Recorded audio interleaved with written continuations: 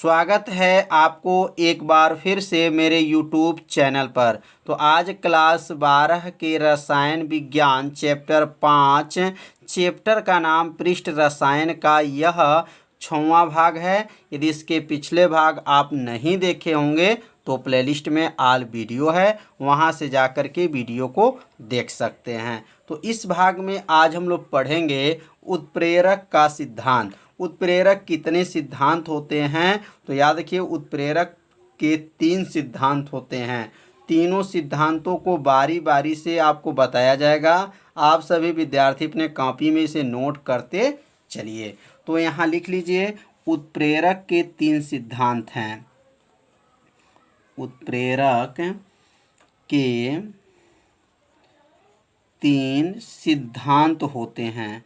उत्प्रेरक के कितने सिद्धांत होते हैं? तो 3 सिद्धांत होते हैं। अब यहाँ पहला का नाम क्या है? तो पहला नाम नोट कर लीजिए आप लोग। पहला, दूसरा और यहाँ पर तीसरा। तो पहला का नाम है माध्यमिक यौगिक का सिद्धांत। माध्यमिक यौगिक का सिद्धांत पहला है। और दूसरा का नाम है अधिशोषण का सिद्धांत। अधिशोषण का सिद्धांत। अधिशोषण का सिद्धांत। और तीसरा का नाम है आधुनिक सिद्धांत। आधुनिक सिद्धांत। तो 3 सिद्धांत हैं उत्प्रेरक के। अब हम लोग पढ़ेंगे आधुनिक यौगिक सिद्धांत क्या है, इसकी विशेषताएं क्या हैं, इसकी कमियां क्या हैं, एक एक चीज़ को आपको बताया जाएगा। तो आप सभी विद्यार्थी इसे अपने कॉपी में क्या कीजिए, नोट कीजिए। अब यहाँ पे नोट कर लीजिए माध्यमिक यौगिक का सिद्धांत। माध्यमिक यौगिक का सिद्धांत मतलब माध्यमिक यौगिक का सिद्धांत क्या है, अब इसके बारे में समझेंगे। और इसके खोज कौन किए थे और किस सन में यह खोज हुआ था माध्यमिक यौगिक का सिद्धांत का। तो माध्यमिक यौगिक सिद्धांत का जो प्रतिपादन है, याद रखिए क्लीमेंट तथा डेसार्व ने 1806 ईस्वी में इसके बारे में खोज किए थे। तो आप सभी विद्यार्थी इसे नोट कर लीजिए। इस सिद्धांत का प्रतिपादन क्लीमेंट तथा डेसार्व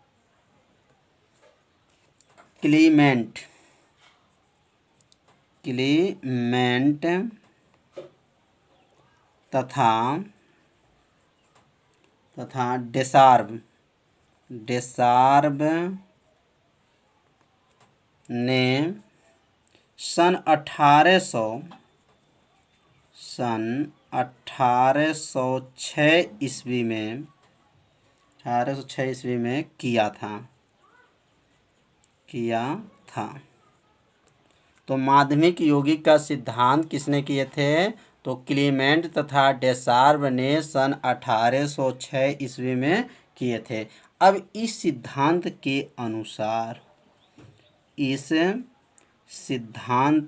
अनुसार मतलब इन्होंने क्या बताए थे इस सिद्धांत के अनुसार।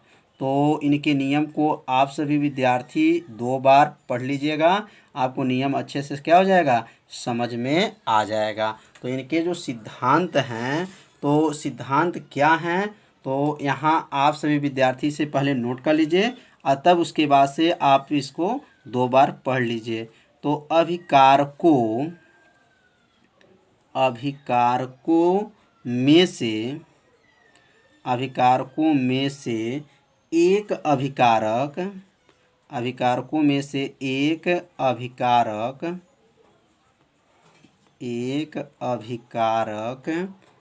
और उत्प्रेरक उत्प्रेरक परस्पर संयोग करके, परस्पर संयोग करके, संयोग करके एक माध्यमिक यौगिक बनाते हैं, एक माध्यमिक यौगिक बनाते हैं, माध्यमिक यौगिक बनाते हैं, बनाते हैं। फिर यह माध्यमिक यौगिक, माध्यमिक यौगिक, माध्यमिक यौगिक दूसरे माध्यमिक यौगिक से क्रिया करके, दूसरे माध्यमिक यौगिक से क्रिया करके, से क्रिया करके उत्पाद बनाते हैं, उत्पाद देता है तथा उत्प्रेरक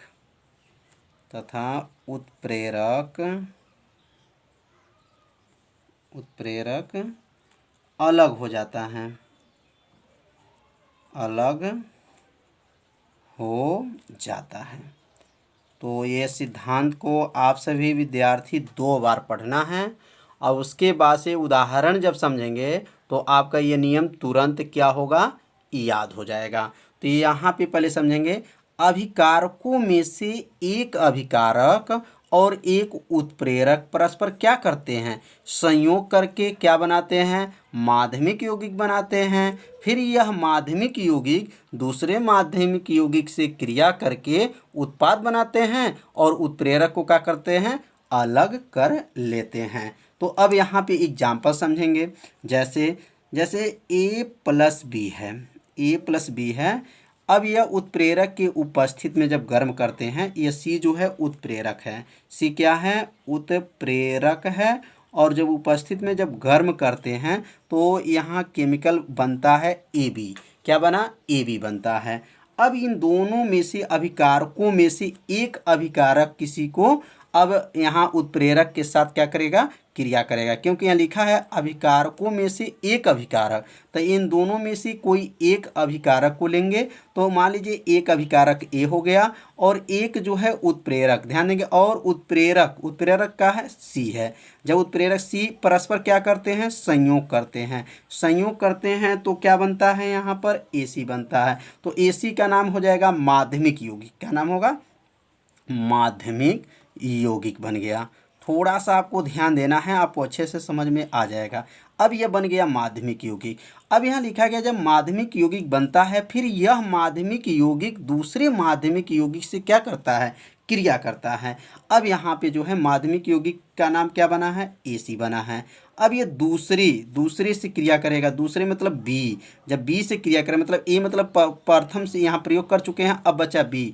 अब B से जब क्रिया करेगा तो यह जो बनेगा इसका नाम बनेगा AB बन जाएगा और इसमें C जो है उत्प्रेरक अलग हो गया। अब AB मिल जाएगा एक पास और C जो है अलग हो गया और C जो है इसका नाम क्या है, उत्प्रेरक है और उत्प्रेरक लास्ट में क्या हुआ, अलग हो गया। तो बस थोड़ा सा आपको ध्यान देंगे, इसका जो नियम यहाँ बनाया गया सेम इसमें लिखा गया है, बस आपको 2 बार पढ़ना है। अभिकारकों में से एक अभिकारक, अब यहाँ अभिकारक जो लिया गया है अभिकारक है और यह उत्पाद है, उसमें से एक लेंगे और एक उत्प्रेरक लेंगे, माध्यमिक यौगिक बनाएंगे। माध्यमिक यौगिक बनने के बाद से और यह दूसरा जो हमारा जो है माध्यमिक यौगिक को लेकर के जब यहाँ पे गर्म करते हैं, क्रिया करते हैं, तो यहाँ पर क्या बनता है, उत्पाद बनता है और अभिकारक क्या होते हैं, अलग हो जाते हैं। तो C जो हमारा है क्या है, अभिकारक है कि उत्पाद है, क्या है, तो याद रखिए C जो है उत्प्रेरक था। यहाँ पे देखिए C को उत्प्रेरक था और यहाँ उत्पाद बना, लेकिन ये उत्प्रेरक जो है उत्पाद के रूप में बन गया। तो आपको अच्छे से समझ में आ गया होगा, नहीं समझ में आया होगा तभी आप लोग भी ज़रूर कमेंट कीजिएगा। समझ में भी आ गया होगा तभी आप लोग कमेंट कीजिएगा। इसे ध्यान से जब देखेंगे और अच्छे से जब पढ़ेंगे, एक एक लाइन को अच्छे से ध्यान से पढ़ेंगे तो आपको याद तुरंत हो जाएगा। अब इस सिद्धांत से क्या लाभ हुआ, क्या इसकी विशेषताएं हैं और इसकी कमियां क्या हैं, तो अब यहाँ नोट कर लीजिए। माध्यमिक यौगिक का सिद्धांत की विशेषताएं। इसकी विशेषताएं क्या हैं, तो इसकी विशेषताएं जो है निम्न हैं। निम्न मतलब यह पहला समझेंगे कि यह सिद्धांत उत्प्रेरक की विशिष्टता को क्या करता है, प्रमाणित करता है। तो पहला यह विशेषता नोट कर लीजिए कि यह सिद्धांत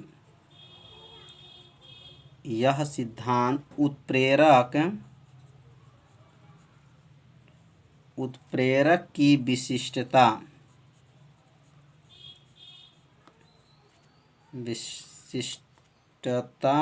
को प्रमाणित करता है।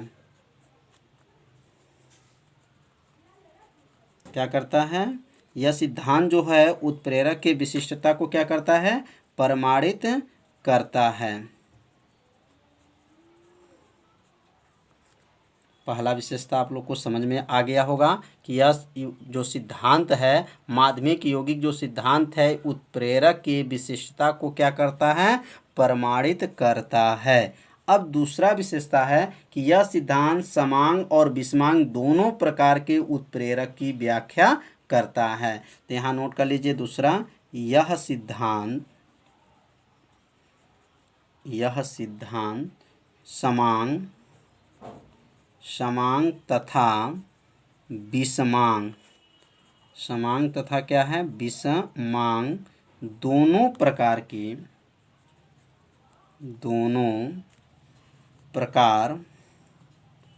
दोनों प्रकार के उत्प्रेरक की व्याख्या करता है। तो दूसरा भी बहुत आसान है कि यह जो सिद्धांत है समांग और क्या है, विषमांग दोनों प्रकार के उत्प्रेरक का क्या करता है, व्याख्या करता है। अब तीसरा सिद्धांत समझेंगे। तीसरा सिद्धांत क्या है, तो तीसरा सिद्धांत है, यह सिद्धांत सिद्ध करता है कि अभिक्रिया में उत्प्रेरक अपरिवर्तनशील होता है। तो तीसरा विशेषता यहाँ पे लिख लीजिए, यह सिद्धांत सिद्ध करता है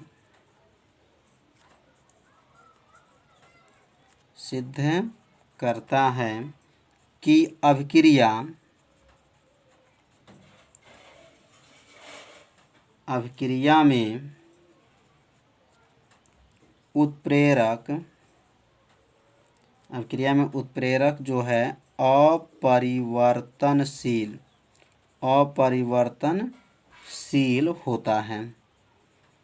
तीसरा जो है माध्यमिक यौगिक सिद्धांत है कि यह सिद्धांत सिद्ध करता है कि अभिक्रिया में जो उत्प्रेरक होते हैं वह अपरिवर्तनशील होता है। और लास्ट जो इसकी विशेषताएं हैं, चौथा, कि यह सिद्धांत द्वारा यह प्रमाणित होता है कि किसी अभिक्रिया में उत्प्रेरक जो होते हैं सूक्ष्म मात्रा में ही क्या होते हैं, आवश्यक होते हैं। यहाँ नोट कर लेंगे कि यह सिद्धांत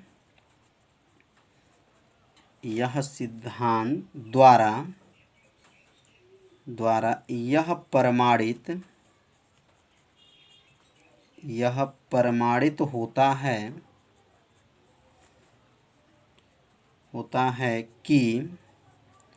कि किसी भी अभिक्रिया में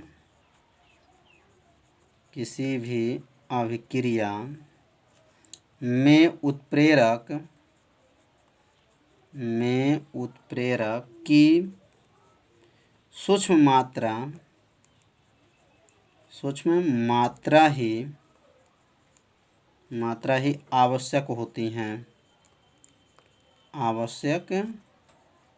होती हैं।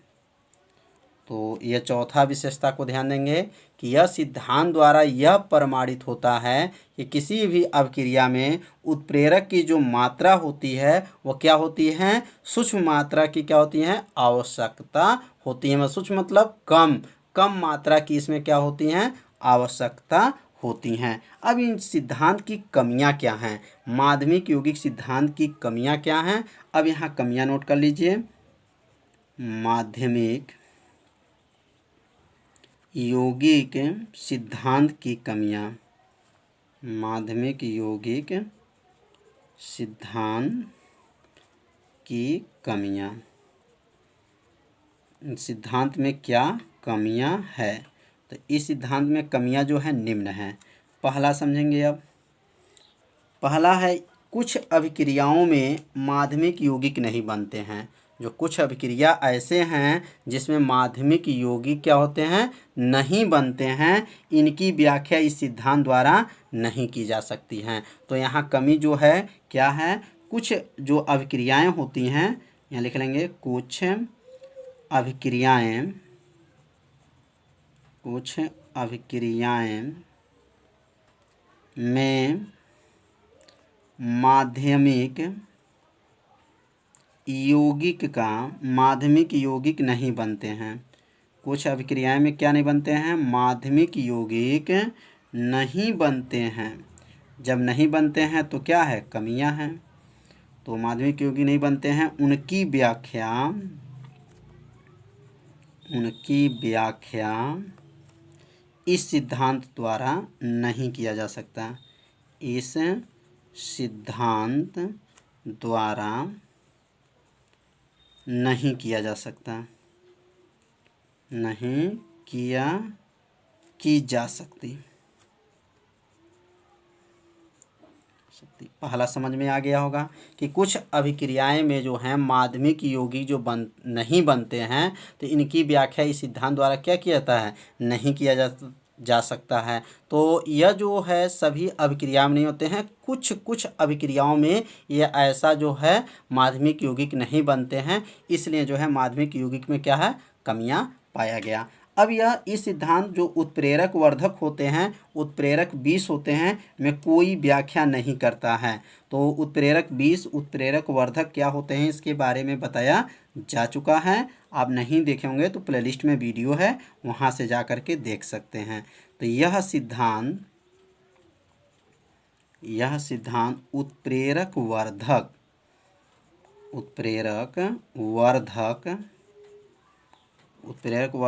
और उत्प्रेरक विष, उत्प्रेरक वर्धक तथा उत्प्रेरक विष की कोई व्याख्या नहीं करता है, कोई व्याख्या नहीं करता है, नहीं करता है।